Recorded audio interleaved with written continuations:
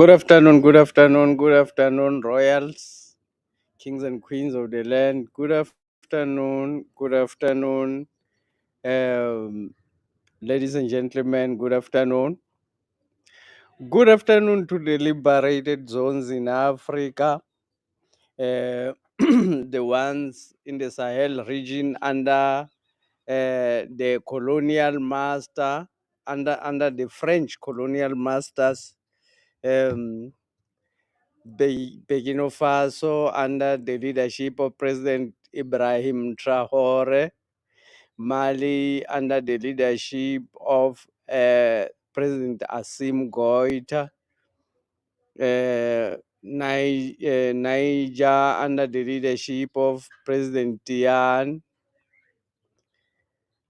Good afternoon. Good afternoon to the liberated zone in South Africa, KZN. Good afternoon under the leadership of the MK party led by President Zuma.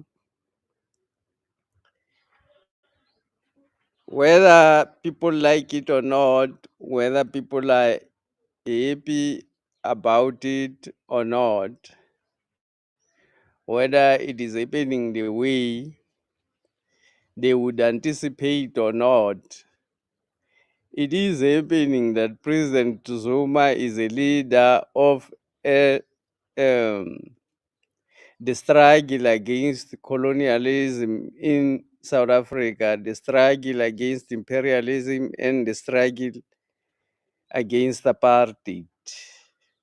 It should be noted. My name is Mngoni Mkonto. This is the royal opinion.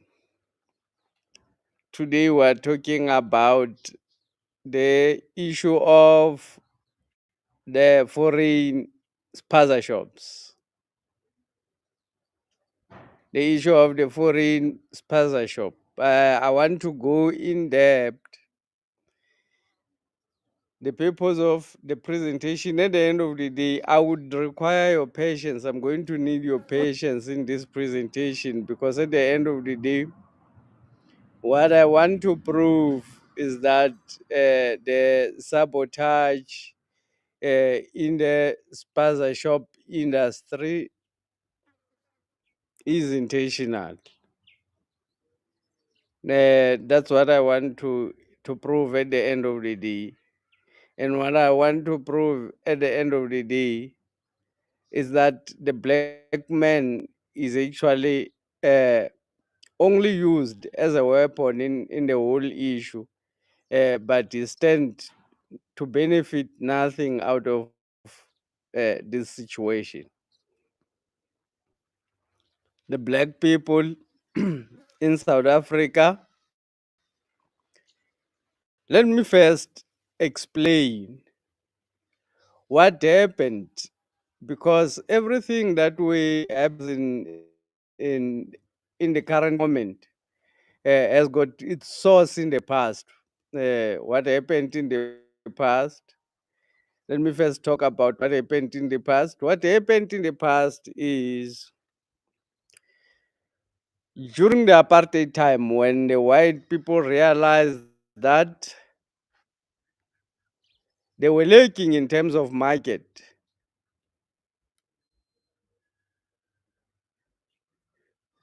Nkosana Fulani making a register there, Fulani making a register. Anyone who is around, mark your register. Mark the register. Say you are available. Thank you, Nkosana, for marking the register. I know I have you there on the side. So what actually happened? Let me take it to what actually happened. What actually happened is in 1994 or prior 1994, the actual problems that white people had was the economy. It's always related to the economy. We have to look closer to the economy. When the white people realize Coco saying making a register as well, Sanbonan, thank you for marking your register. So in 1994, or prior 1994, towards 1994, the white people, those who are running the things, that those who are running the businesses in South Africa, realized that their businesses in South Africa were not doing that much well in terms of the retail market, because the economy of the homelands where the people were located and the townships were beginning to grow, and the township black entrepreneur was starting to grow in those places. The township entrepreneur was starting to work together with other regions of where black people were staying in homelands. So the township entrepreneur was making more money than your Pick and Pay, than your Shoprite, because it was only white people who were allowed to shop in those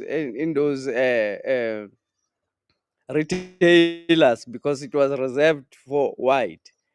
Remember, the population of white people in South Africa, it's only 10%. The economy means the people, because the people are the ones who consume the goods, or any other resources that exist. The people are the ones who consume all the resources. So the people is the economy. Let us not be fooled and think that the mines are the economy. The people is the economy. So in 1994, white people decided, or white business decided, that let us allow black people to consume our products, our farm products. Let us allow them to consume our products in the shops, Shoprite and Pick and Pay, and say they are now free, because they are not allowed at the moment. So let's give them that, allow them to become consumers. And when you allow them to become consumers, go in the black areas, build the malls, take away the business from the local business person to the malls. The white system implemented this issue swiftly and very well. They actually succeeded in destroying the local or the black entrepreneur in the township, and the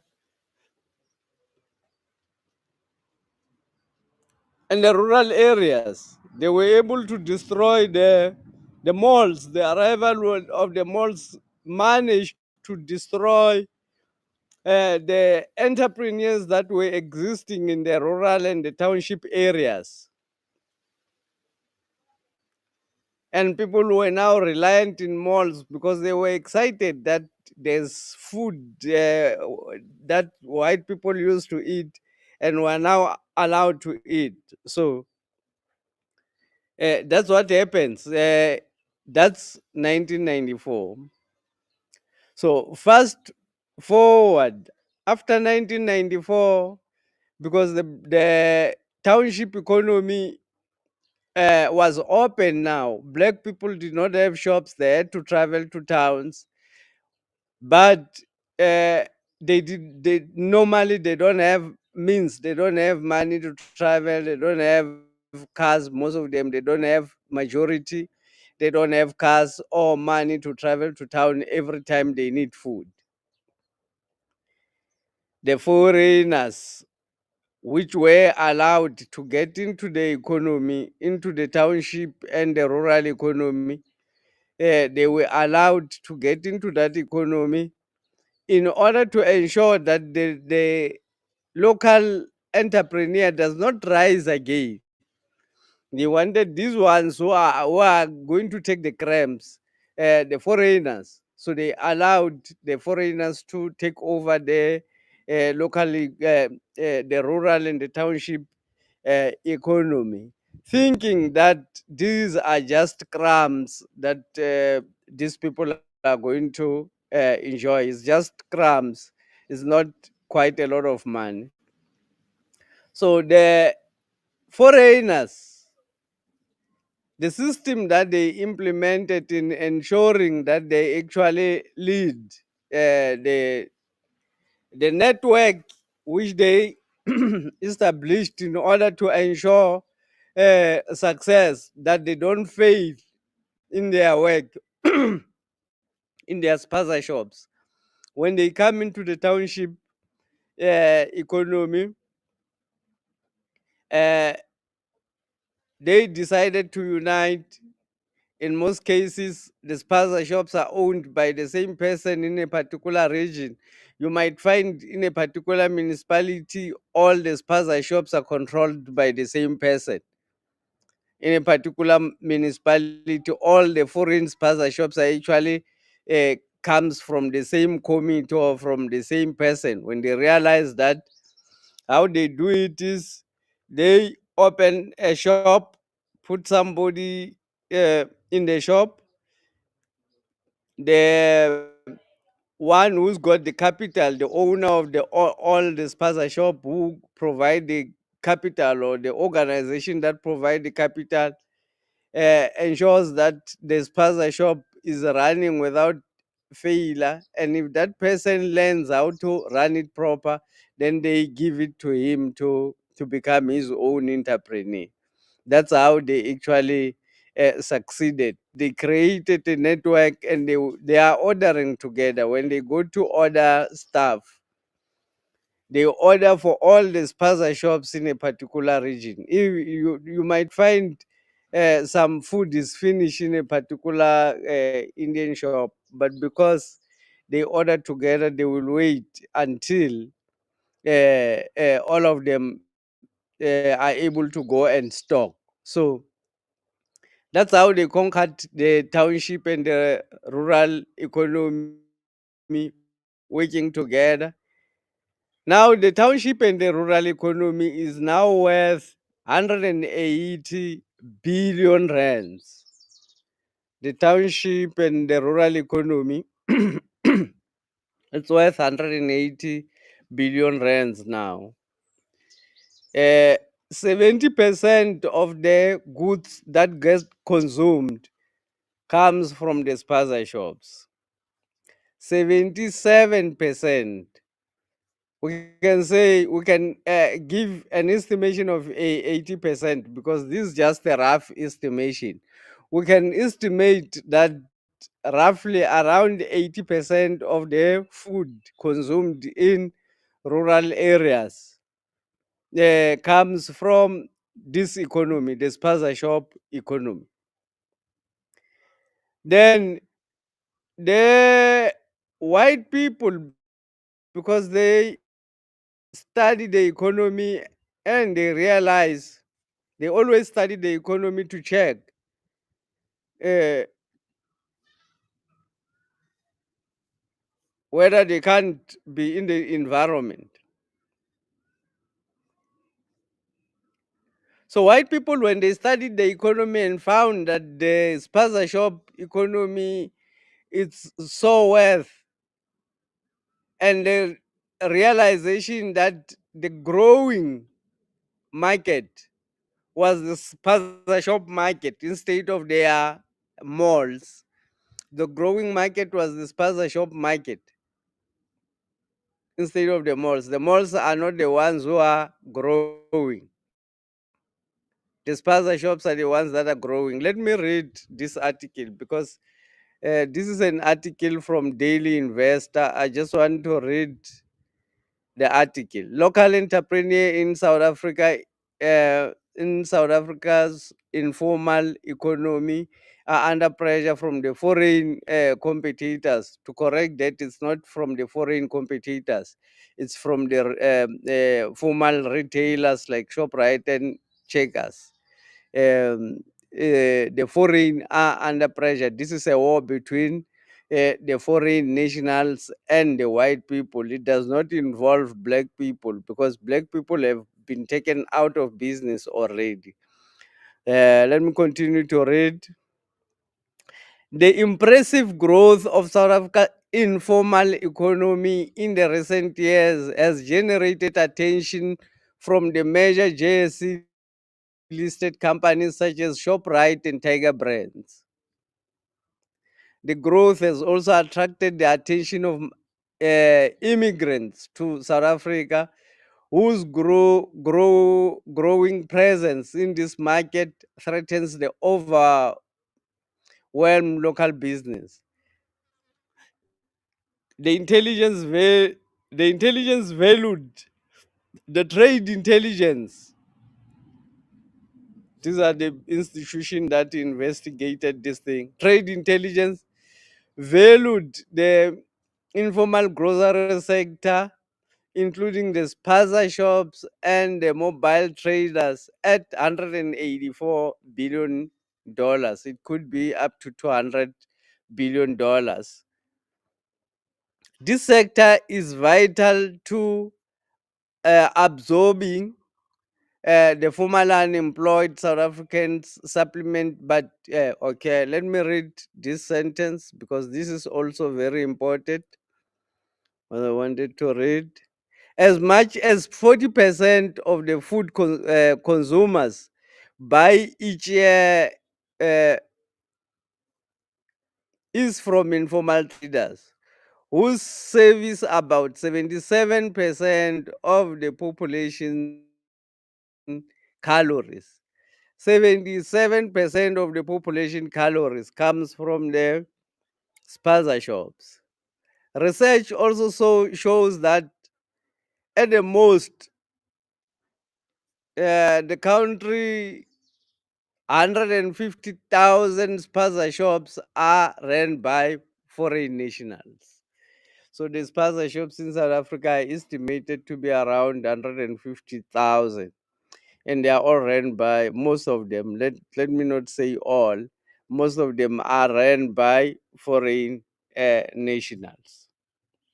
So the war is between the foreign spaza shop owners and between the white people. What is happening? Why are the children being targeted? Why are the South African children being targeted for this war?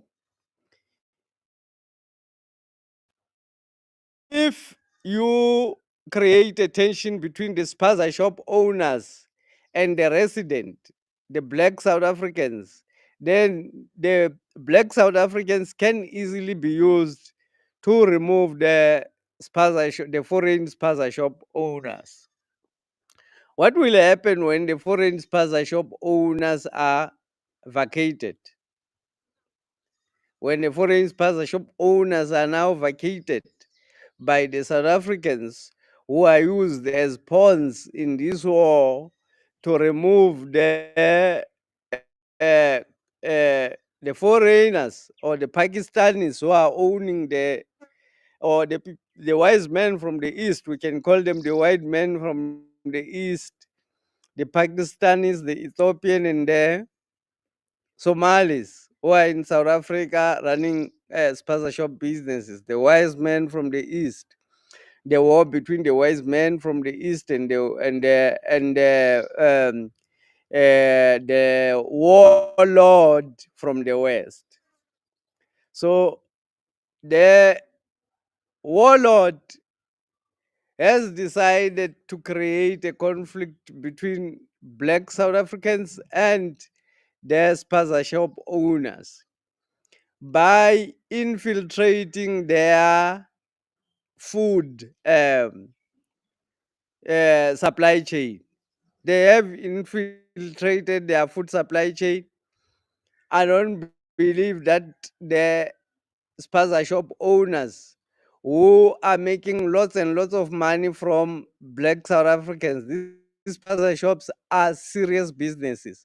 I was actually involved in a project that was evaluating South African owned spaza shops.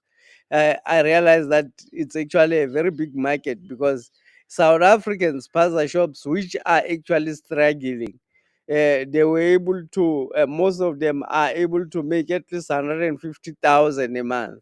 Most of the spaza shops are able to reach that target, in terms of income. I mean, South Africans, those are struggling spaza shops.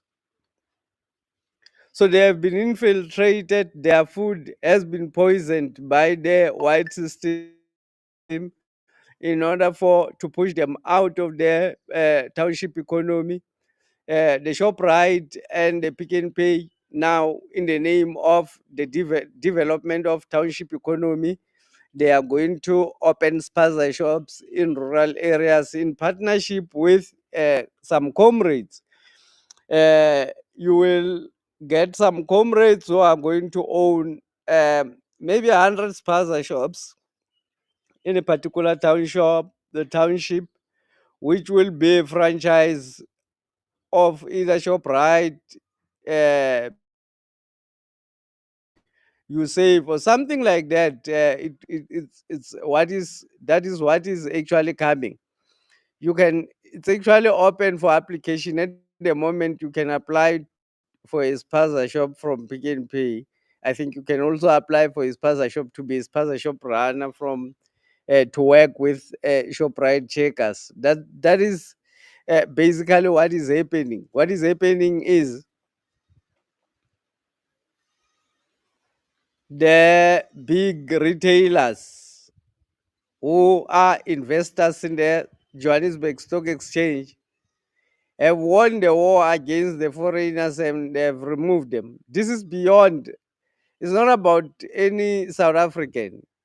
It's actually, this thing it was put beyond the reach of South Africans. The requirements for these things,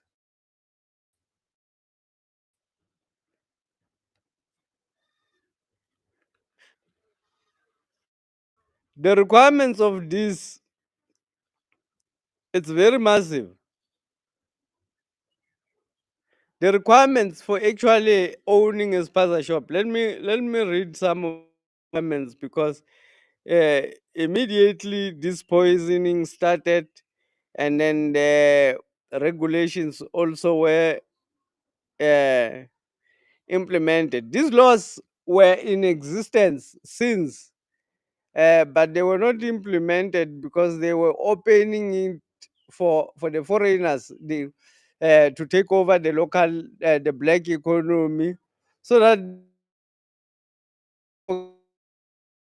it does have power against the government is struggling about hunger. When you are struggling for food, you can't do anything. You've got these requirements are actually beyond reach for most South African, and they have actually succeeded to remove the foreigners. Foreign nationals. Let me try and share.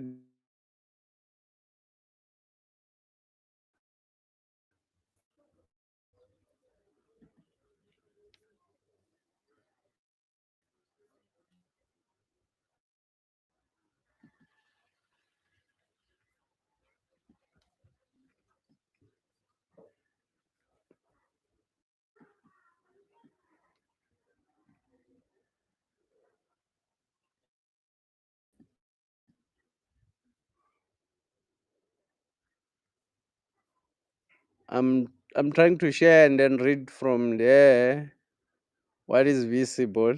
Let me just read.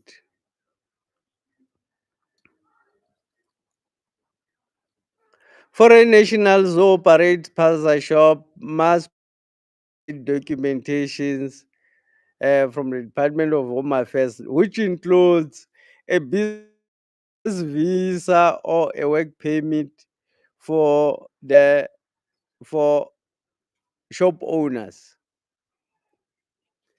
That's number one. business visa. Business visa, you need, that's a very complicated issue there for the foreigners. For a business visa, a foreign national must either invest 5 million in a business or provide a business plan with evidence of 5 million capital investment. So if you want to open a spaza shop and you are a foreigner in South Africa, you need 5 million to start a spaza shop. Employees working in the shops must hold a valid work permit. To get a valid work permit, if you are a foreigner, it's not a game in South Africa. You have to bribe a lot of people to get there. Shops must adhere to zoning and health standard, with municipalities deploying inspectors to ensure compliance, including number one, the building inspectors, meaning your building plans should be approved by the municipality. To get a business plan approved by the municipality, President Ramaphosa have announced that these people must register their businesses within 21 days. Is it possible to actually get all of this within 21 days? They need 5 million within 21 days.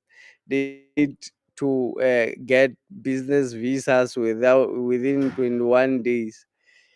They need building building inspections, meaning business building plans.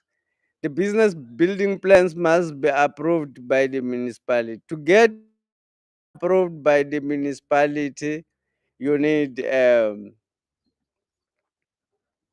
you really need time, because council only sit once a month, and it goes to council.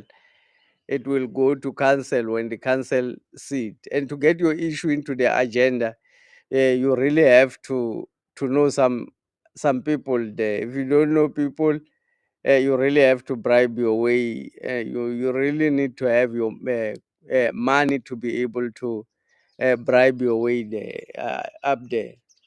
Fire inspectors, health officers, and town planners will be for safety check, meaning you will need fire certificates.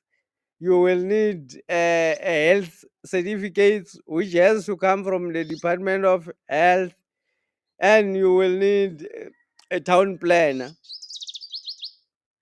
Uh, all of these requirements includes when you are a South African.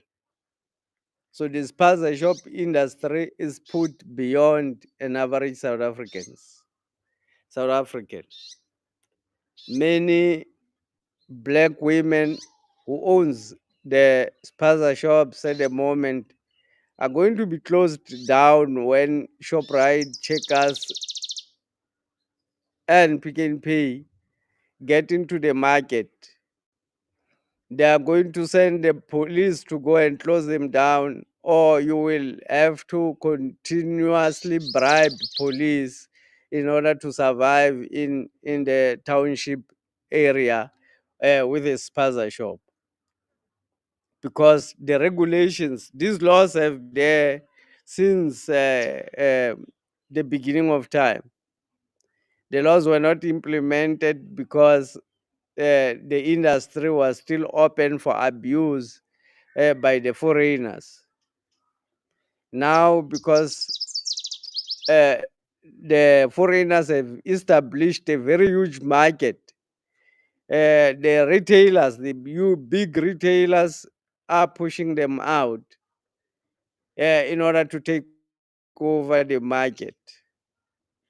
Most South Africans cannot see that far. Most South Africans can only see this far. They can't see what is the actual thing happening. Of course, the foreigners are not holy cows. They are high. The food that they sell to people in township has been of very poor quality since they came. But it was not killing people, but it was very, very poor in terms of quality. President Ramaphosa saying the food comes from aripirim. I mean, the poisoning comes from a certain poison called aripirim, which they use, which black people use for rats and other things, lying to creating propaganda, lying to South Africans, instead of saying the truth that his friends who paid for him to become president wants to take over the township economy. So they want to remove the foreigners, let them go. Of course, South Africans are going to help Pick and Pay and Shoprite to remove the foreigners. And then Pick and Pay and Shoprite will get into the market, consolidate, formalize it because it's informal, formalize it, remove anything which is informal in the township, meaning including black people who will not be trading with who will not be franchising with Shoprite or Pick and Pay will not be allowed to trade. You will have to partner with those big retailers in order for you to uh, continue operating as spaza shop in the name of uh, township development, in the name of township economy development, rural economy development. Uh, they are going to swiftly move in very fast. They've already started. Thank you very much, Mr. Nkosana Fulani, for joining. Thank you very much, Coco, for joining there. Uh, Click the like button. Don't forget, click the like button and subscribe if you are joining for the first time. If you are coming to the Royal Opinion for the first time, click the like button and subscribe. My name is Mgodum Konto. My appearance, the way I appear to people, is intentional.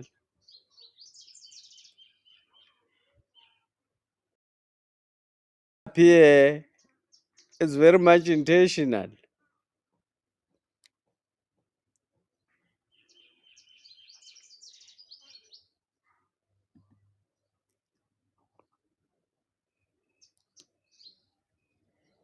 I appear like this. There's a lot of people who are questioning why I'm appearing the way I'm appearing. I'm appearing like this because uh, I I don't want people to subscribe to my channel because um, somehow I have decorated myself too much. So they are subscribing because I am decorated by the background. I appear half naked at the top. Firstly, because it's hot, and secondly, because I don't want to present myself as anybody important. I only want to present myself as a South African who speaks his truth. Um, and those who subscribe, I don't want them to subscribe because they saw me wearing a nice shirt or wearing a nice tie. I want them to subscribe because they heard me talking something that they would like to hear again. I want them to subscribe uh, because they are vibration or they are conscious allows them to do so, not because I trick them. I'm not a marketing guru who tricks people into subscribing. Uh, there's a lot of, if you go to YouTube, you will learn how to decorate your channel on in all of this way, that way, and as well how to appear on the screen on YouTube in a formal way. All of those things you can learn. uh, but I intentionally want my audience to be a particular kind of people, because I want a particular kind of community to get closer to me. So the ones who are comfortable when they hear me talk, those are those are my kind.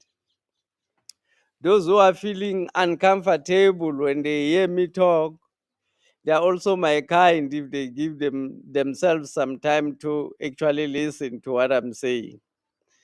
Uh, and those uh, who get totally irritated that they don't wanna watch. One day they will be my kind because this is the truth. So I want to thank everybody else for joining, and I want to end the live stream. Thank you.